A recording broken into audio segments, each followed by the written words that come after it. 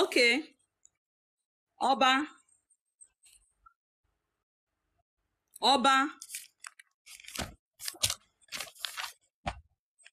Okay. Ogun romatizin. Epipo igi oro. Ibi tọ́jọ́ bá ti ń yọ. Àtúbọ̀ yẹn ti wọ̀. Àwọn alápá jáde níbẹ̀. Okay. Epipo igi àpárá. Ubo yọ jẹ́bẹ́ ti tún wọ̀. Àwọn tún lápá jáde níbẹ̀. Epipo gbogbo ìdí igi ata.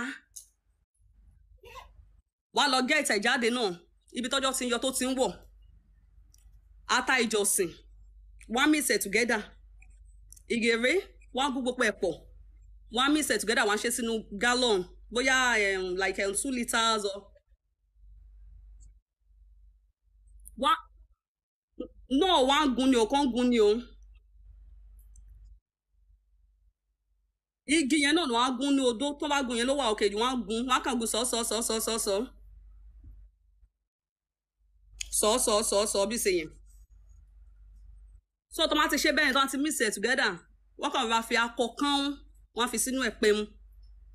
So ògógóró tó wá ní wọ́n fẹ́ dà sí wọ́n ní wọ́n lọ dà sí ibi tó ń lọ so ògógóró yẹn ẹni yẹn máa lọ dà nǹkan ẹ̀ sí ibi tó ń lọ. Ó tán. Tó bá lẹ̀ ti fi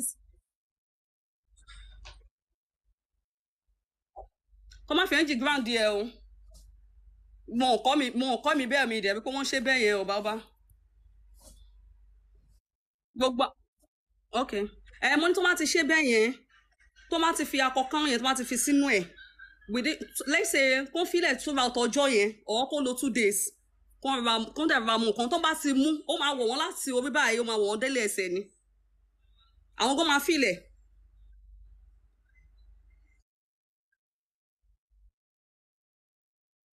Ogun romatizin ti tán kò jù bẹ́ẹ̀ lọ.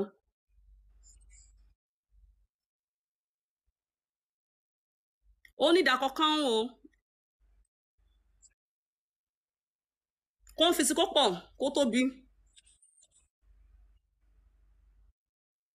No àkọ́kọ́ yìí máa tóbi kì í ṣe pé ẹjẹ́ tún fi kí n fi oversize ẹ̀ hàn yín bíbáyìí.